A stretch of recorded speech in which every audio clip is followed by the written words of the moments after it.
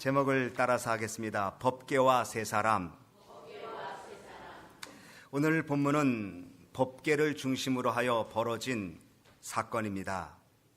법궤를 옮기는 과정은 동일한 사건이었는데 이 일에 연루된 세 사람의 삶의 결과는 너무나 판이하게 다르게 나왔습니다.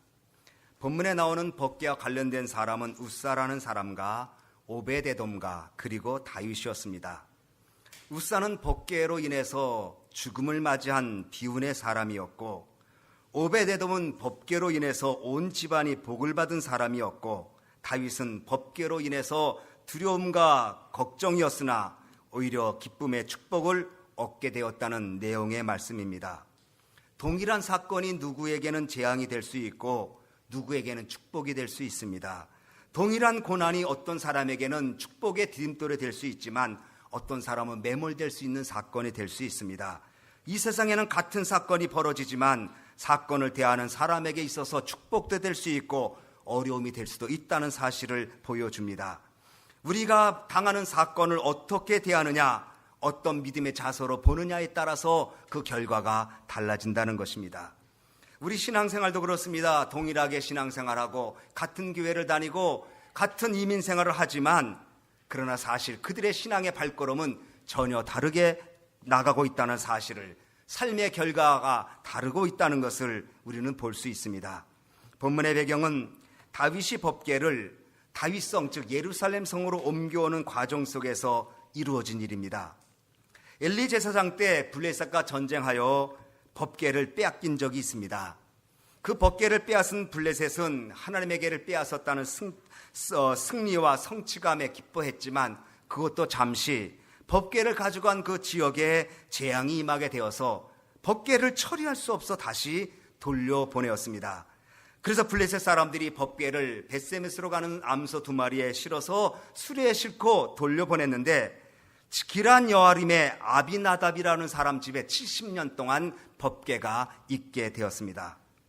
이제 다윗은 예루살렘의 왕위로 즉위하고 바로 시작한 것이 아비나답 집에 70년 동안 있었던 법궤를 예루살렘으로 옮겨오려는 계획이었습니다.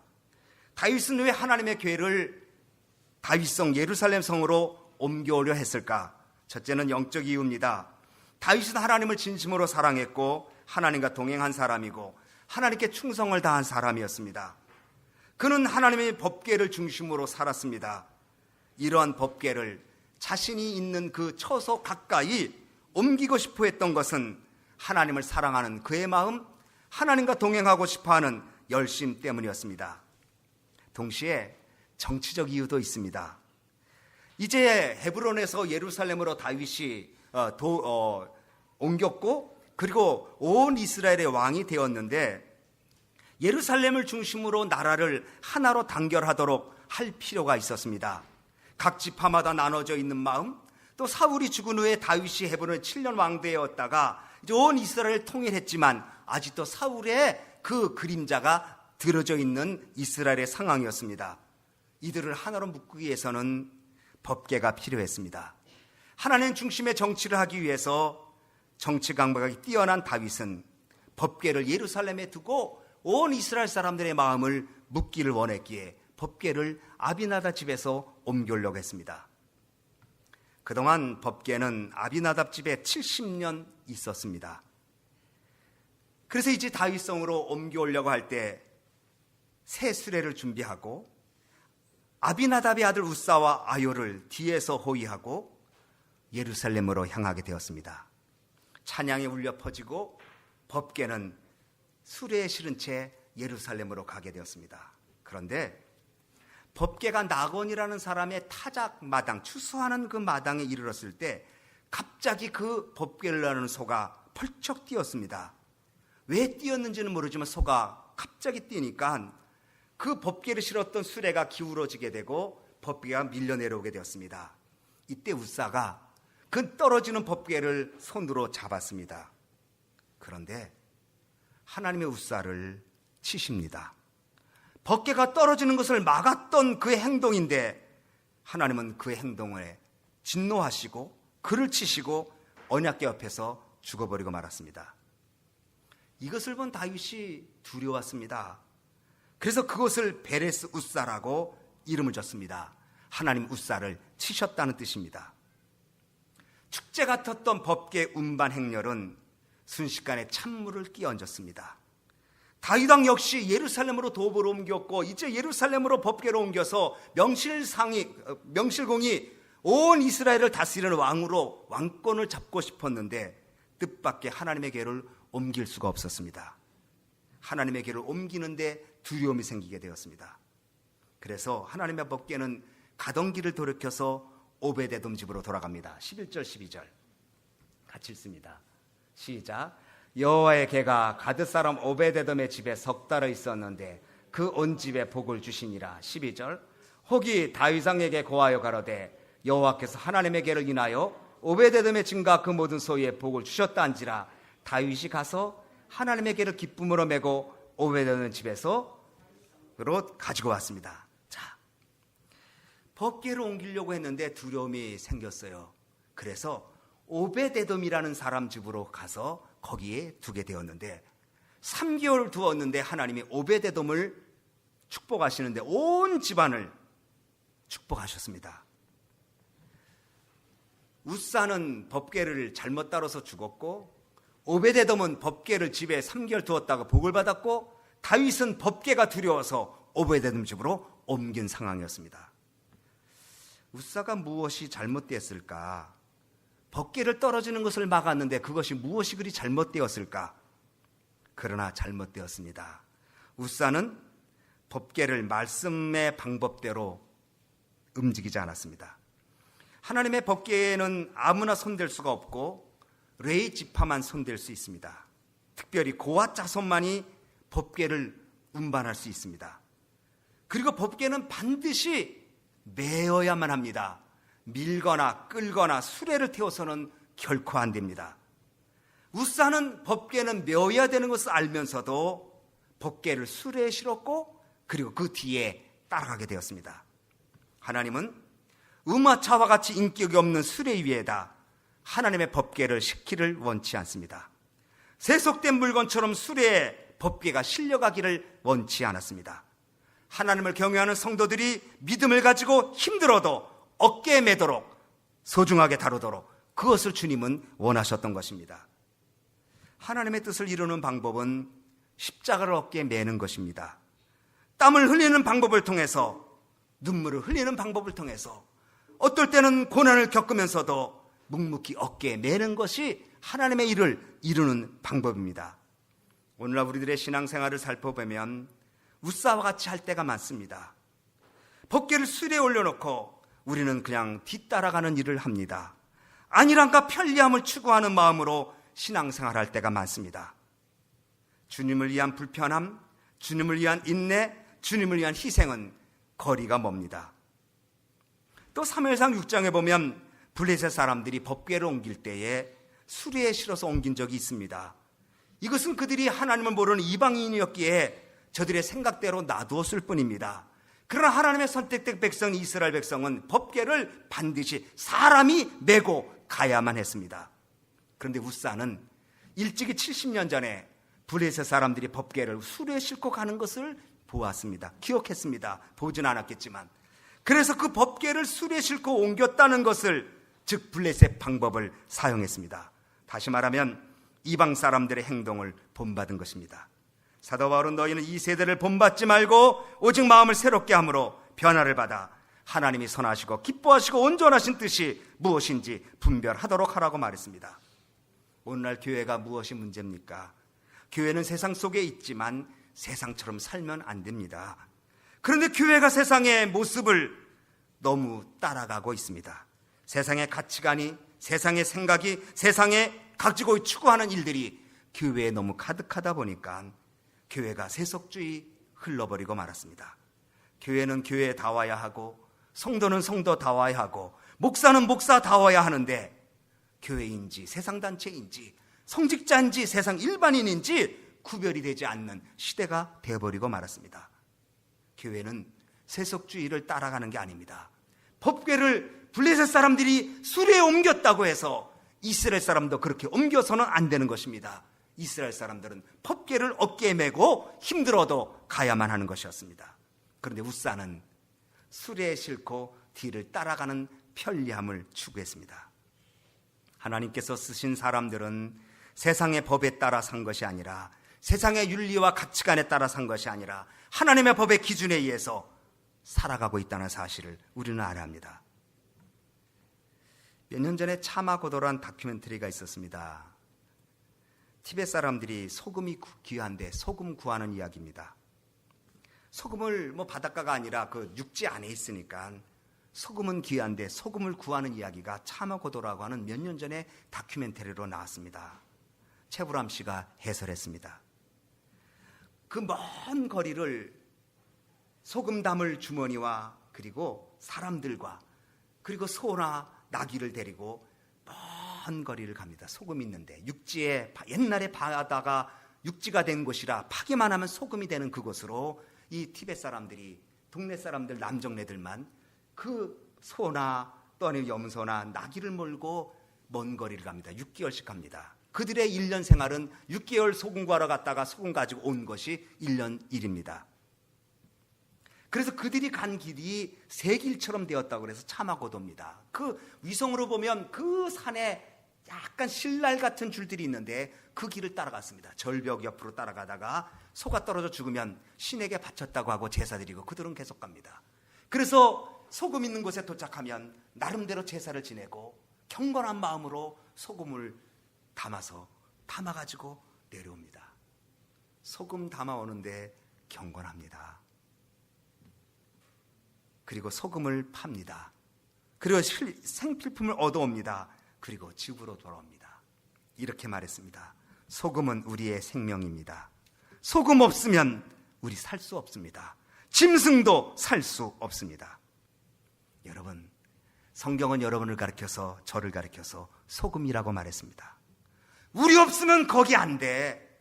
우리 없으면 이 세상 안 돼. 우리 없으면 이 사회가 어지러워져.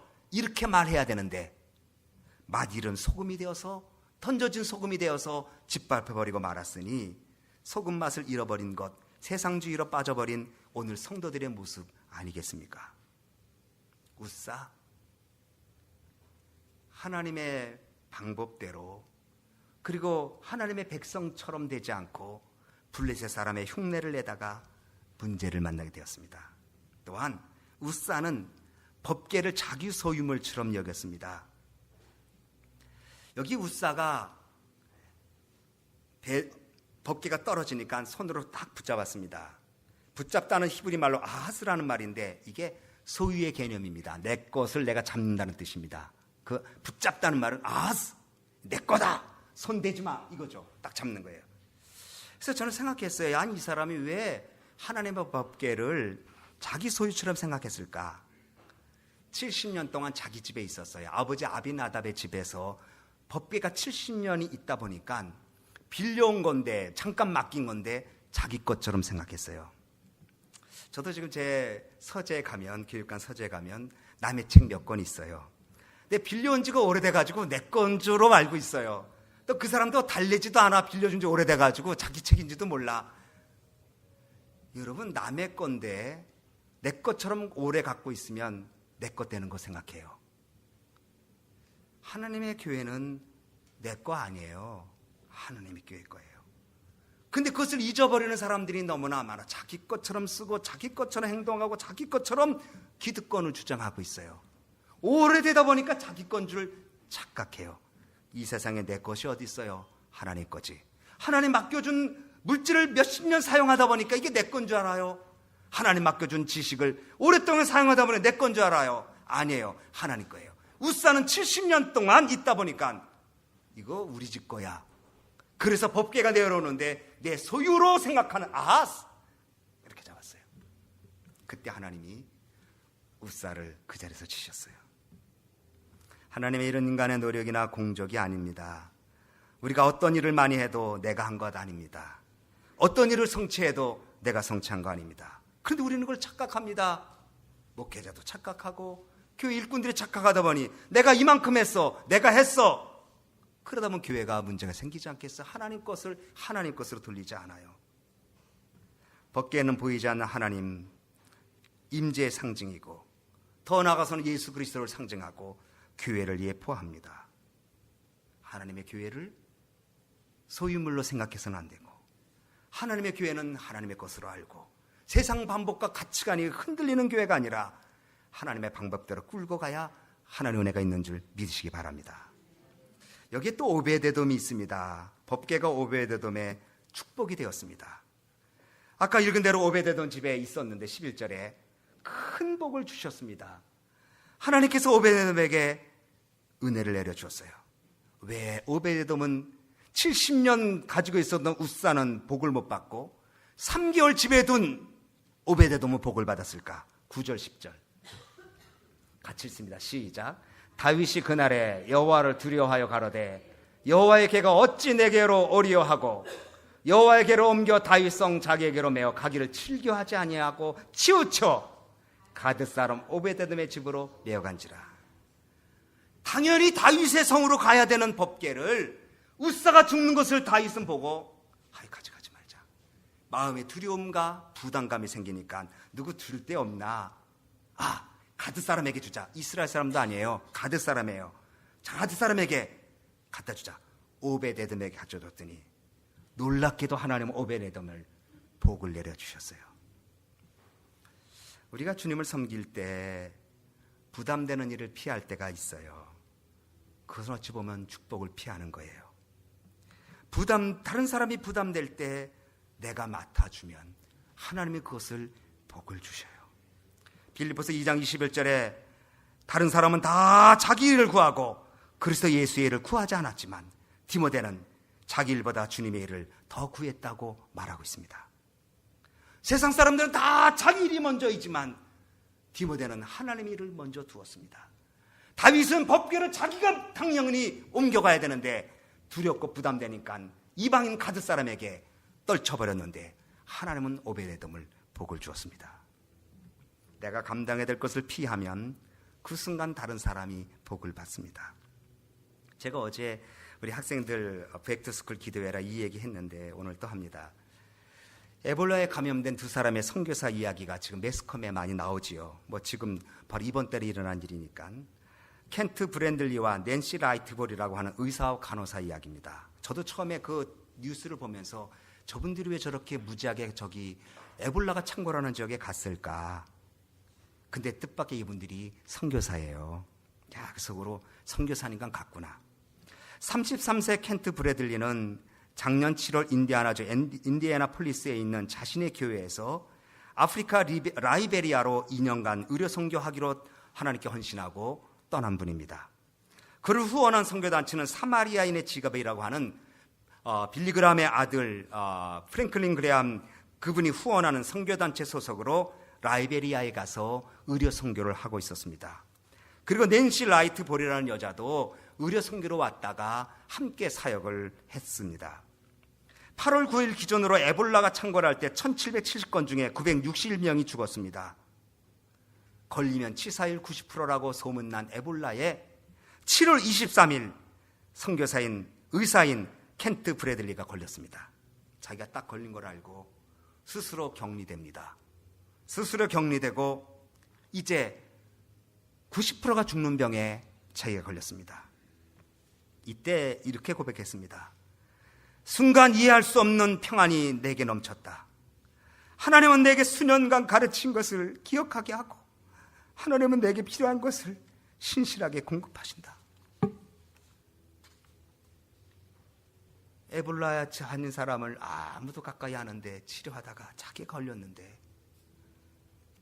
하나님이 주신 평안이 자기 마음에 가득 차고 하나님의 신실하심이 기억나는 거예요. 에볼라에 걸렸다는 켄트 브래들리가 걸렸다는 소식을 바로 선교단 사마리안의 지갑이라는 선교단에 걸리고 소식이 듣고 바로 미국 질병통제 CDC라고 그러는데 여기에 연락했어요. 그러니까 이 미국 선교단체가 힘이 있어요. 제가 보면 어려움 생기면 바로 도와주고 그 치료하는 그 아주 구급 시설 잘 됐는데 미국 질병통제치료소가 있는지 문의했는데 원숭이만 실험했어요. 지금 에볼라 원숭이만을 상대로 임상 실험한 결과 아직 검증되지 않았지만 너무 급하니까 제트맵이라고 하는 약을 보냈습니다. 그것도 하나만 보냈습니다. 한 사람 거. 그때 켄트가 이 33살 된 의사 선교사가 낸시라는 여자에게 이 약을 먹게 합니다. 자기는 안 먹습니다. 그리고 다시 와서 내가 먹겠다고 여인에게 그분에게 양보하고 본인은 나중에 그 약을 먹고 특별기편으로 조지아주 왔다가 지금 에모리 대학병원에 있는데 호전되고 있다고 그러죠. 그랬더니 지금 호전된다는 얘기를 듣고 그 아프리카 지역에서 오바마 대통령에게 약 달라고 지금 난립니다. 그 오바마 대통령이 이거 임상 안 했습니다. 임상 실험 아직 못해서 줄 수가 없습니다. 그렇게 얘기한 거 여러분 아실 거예요. 켄트 선교사님 의사 그분은 아내와 그리고 두 자녀들과 내가 에볼라와 싸우려고 리베리아에 간 거 아니다 그렇게 말했습니다. 켄트가 딱 병에 걸리니까 이게 이제 에볼라가 미국으로 들어오면 곤란하잖아요. 그랬더니 매스컴에서 공격을 많이 했습니다. 미국에도 선교할 것이 많고 미국에도 고칠 것이 많고 미국에도 가난한 사람 많은데 왜 아프리카를 가야 하느냐 이렇게 매스컴에 떨었습니다. 그때 켄트가 이렇게 말했습니다. 나는 에볼라와 싸우려고 간 것이 아니었습니다. 하나님이 거기 가라고 해서 갔을 뿐입니다. 만약에 하나님 나를 소련으로 가라 해서 소련을 갔을 것이고 중국으로 가라으면 난 중국을 갔을 것입니다. 그런데 하나님이 그곳에 가서 하라고 해서 나는 갔을 뿐입니다. 그랬더니 뉴욕타임즈 니콜라스 트리스포라고 하는 칼럼니스트가 2명의 선교사는 지구적인 질병을 막기 위해서 이들은 몸을 헌신했다. 이들은 찬사를 받기에 마땅하다. 그렇게 옹호했습니다. 남침례교 신학교 모울로 총장은 하나님의 부름으로 이분들은 갔다. 이분들이 질병 예방이나 건강을 위해서 간 것이 아니라 천국과 지옥에 대한 영원한 진실을 가르쳐주기 위해서 그들은 갔다고 말했습니다.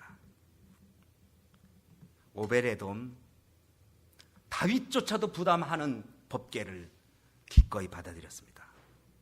여러분 신앙생활 부담돼서 피하면 하나님의 은혜가 그만큼 적을 수 있습니다. 하나님이 내게 주신 이 기회를 하나님 내가 감당하겠습니다. 하나님의 기도하러 부르셨으면 내가 기도합니다. 하나님 나를 더불어 위로하러 부르셨으니 위로합니다. 말 한마디도 그리고 우리가 사랑으로 그리고 우리의 삶의 모습으로 여러분 낯선 사람 다가가는 게 부담스러운 거예요. 사실 쉬운 거 아니에요. 좀 낯선 사람도 가서 악수도 좀 해주고 얘기도 좀 해주고 좀 그렇게 해야 교회가 더 따뜻하고 은혜가 풍성치 않겠어요? 친한 사람들끼리 얼마든지 친할 수 있지요. 그러나 친하지 않은 사람과도 친해지는 부담감을 감당할 때 거기에 은혜와 사랑이 넘치지 않겠어요? 전도하고 싶지 않은 사람, 전도하고 싶은데 전도하고자 하는 부담이 있어. 그래도 전도하는 그 사람에게 은혜를 주지 않겠어요? 부담 가고 힘든 거 피하면 감당할 사람 아무도 없습니다. 십자가 던지면 그 십자가 내가 무너집니다.